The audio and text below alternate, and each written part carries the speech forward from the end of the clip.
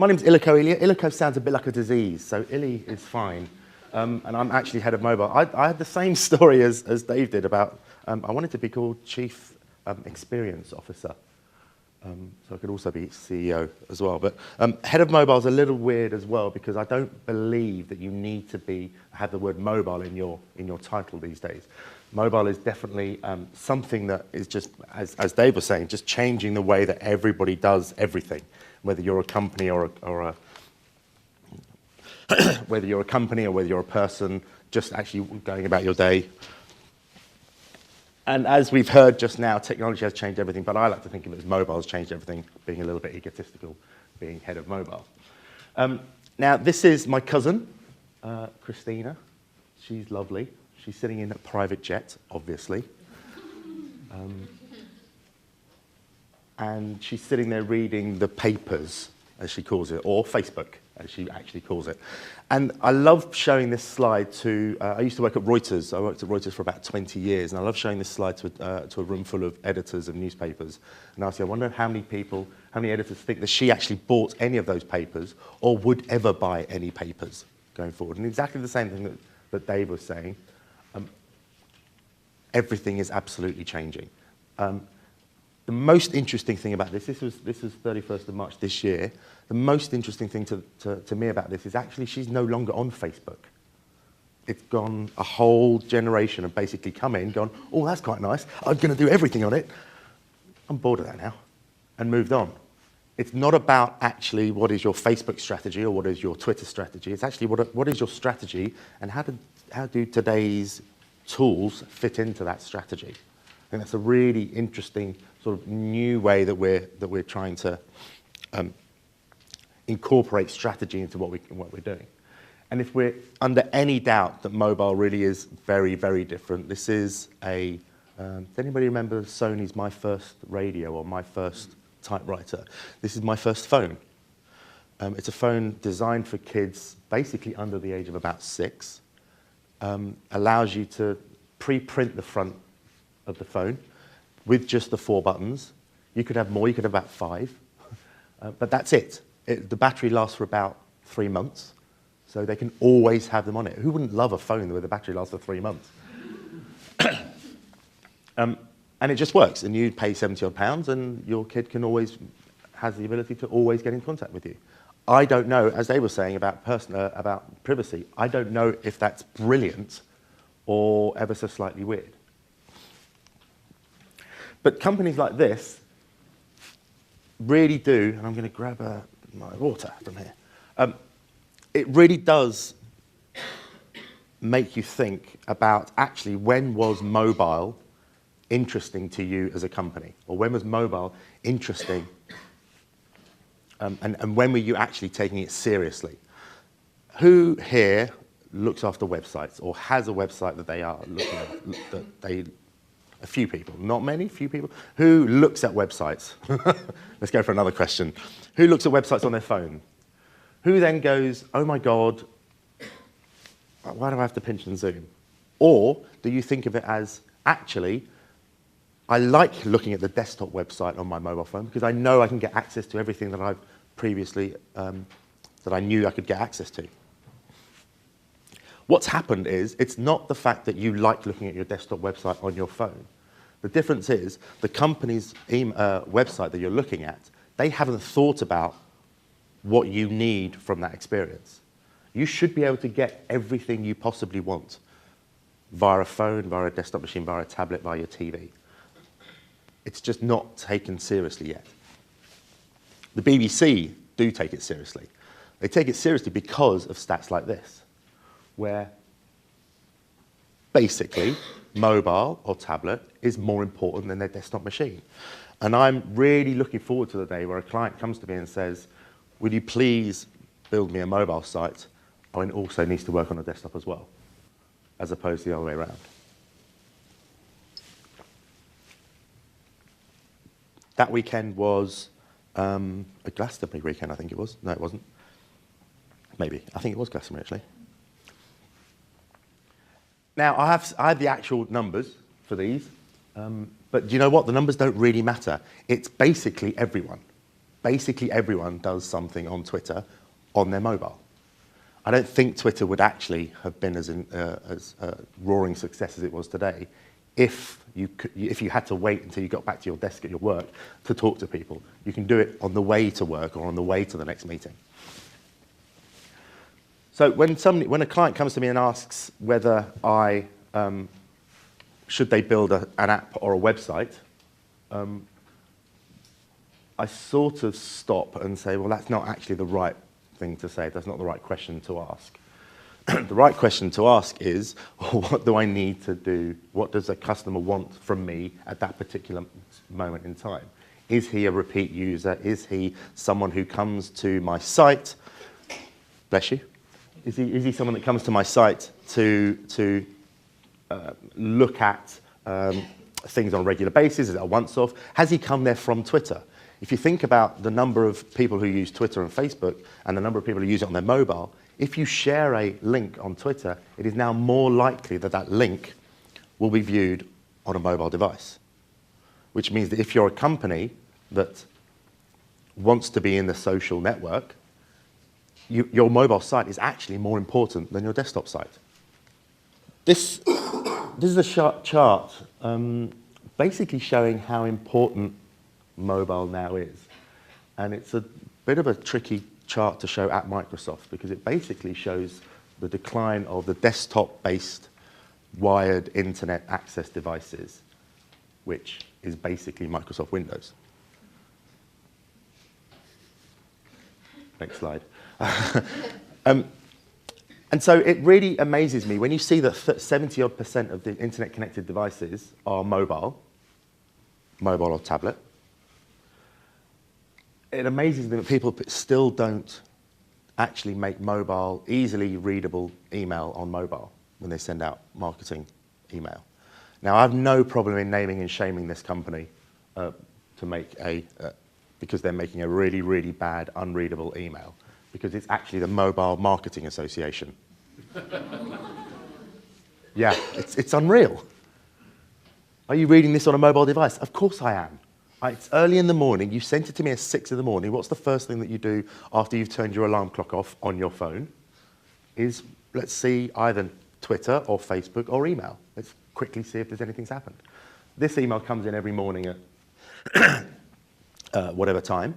I think that's 15:29 in San Francisco, so it's like the middle of the night for me. And I'm reading it on my email. And then I go, you know what, I can't be bothered. I'll save that for later and read it in Outlook when I get to the office. As soon as you get to the office, you've got about 100 emails on top of it. It's already marked at red, therefore I've done something with it.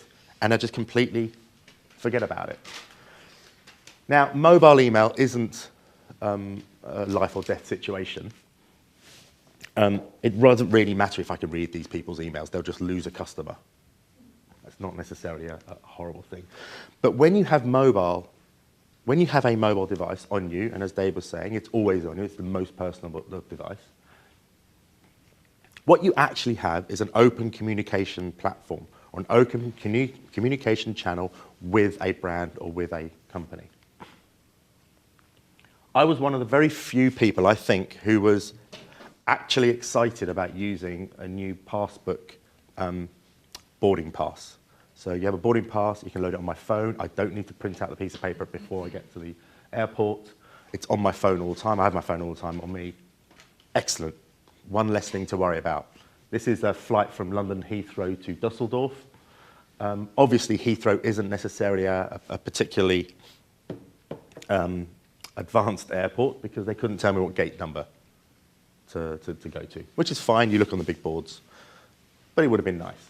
On the way back, however, Dusseldorf being more advanced, or actually maybe just the fact that the aeroplane from Dusseldorf to Heathrow at that time always leaves from the same gate number. So there I was, sitting at gate A77 at about 8 o'clock, half an hour before my flight was meant to leave, and I was the only person there. Because looking up on the board, it was actually gate 87.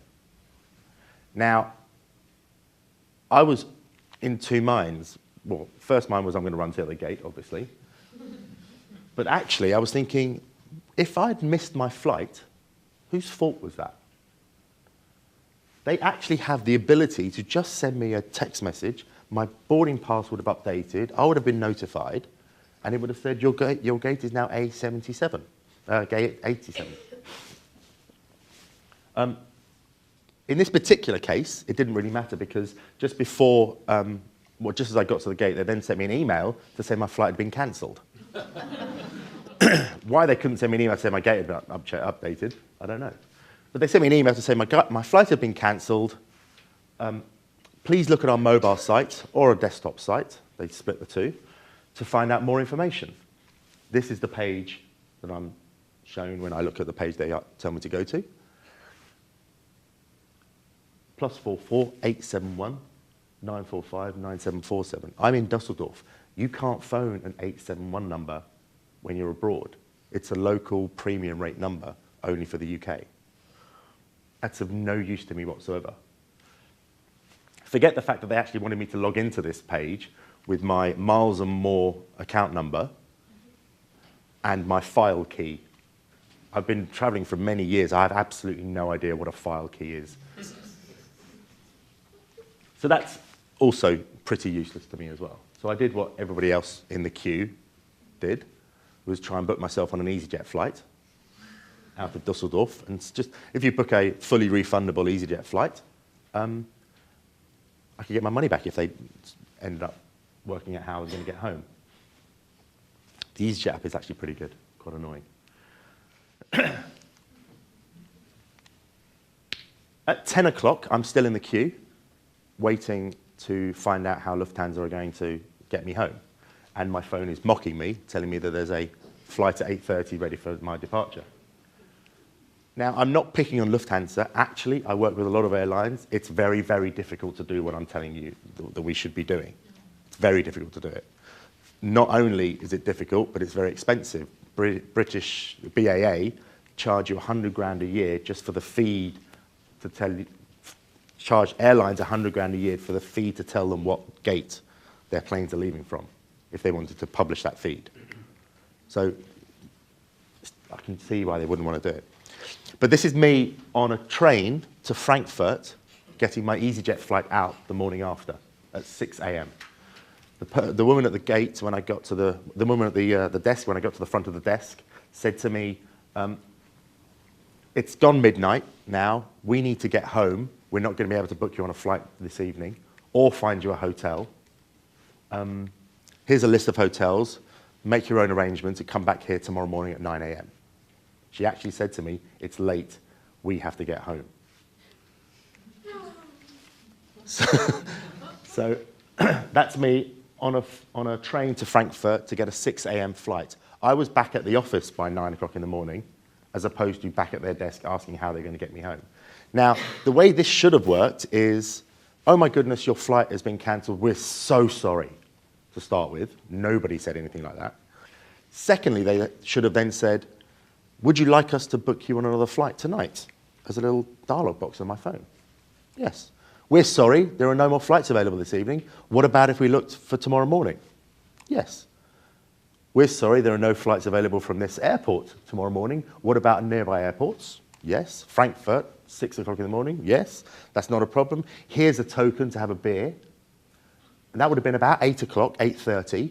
I could have gone to a hotel. I could have gone and sat in the airport for the night if it was that bad, and actually had a few beers with my newfound friends who were all moaning at Lufthansa, and I would have been a complete advocate for Lufthansa, as opposed to they were just rubbish and just left me in the middle of the airport.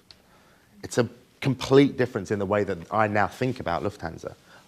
They're not actually rubbish, they're just not geared up for these events. Maybe that's because these events don't actually happen that often. But when they do, that's the measure of the company, and how they handle those events, that's the measure of how much you want to go with those companies in future.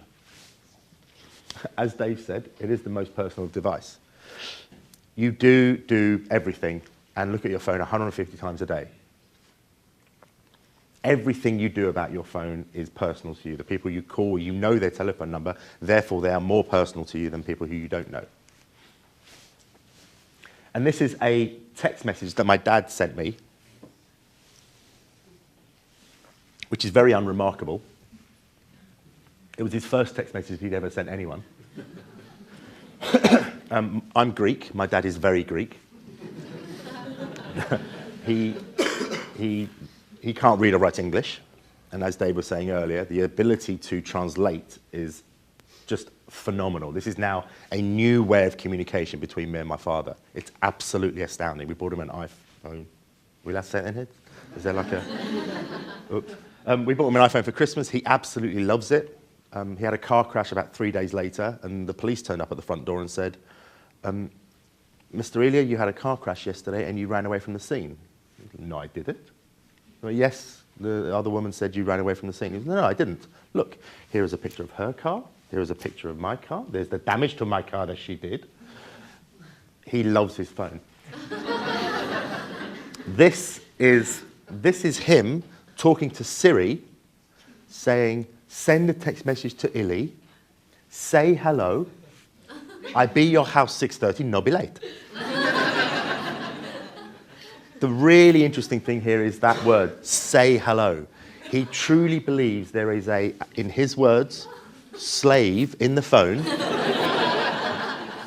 that's doing this work for him. It's not a piece of technology anymore, it's personified. It's an actual person sending me a text message for him. He's my person, he does it for me. Say hello. It's not send a text message to Illy, hello, I'll be your house 6:30. It's getting someone to say hello for him. It's a completely different way of thinking about it. And I just need to leave with a quick mention of responsive design, because responsive design is a real trend at the moment. Everyone is talking about whether I should go responsive design or not. The answer is, depends. Here's a website called Skinny Ties. It's a lovely site if you want to buy skinny ties. Here is the increase in revenue and conversion based on these guys going to a responsive design template. Now, responsive design means the ability to see your site across mobile, tablet, desktop, TV, outdoor screen. It basically flows and makes the site completely fluid, moves things around so that it all looks good on whichever device you're looking at. In theory, a beautiful, beautiful idea. I don't believe these figures are due to it being responsive design. I believe these figures are based on the fact that they thought about doing it on mobile for a start. That's all they did. They thought, you know what?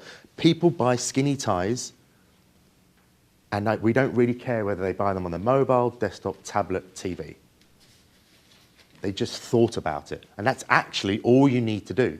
Think about the fact that if I'm on a phone, I could be sitting in front of the TV looking at adverts and seeing a skinny tie on somebody on Friends and thinking, I'd like one of those. I'm going to walk into the other room and sit down on my desktop, or am I going to just get my phone out?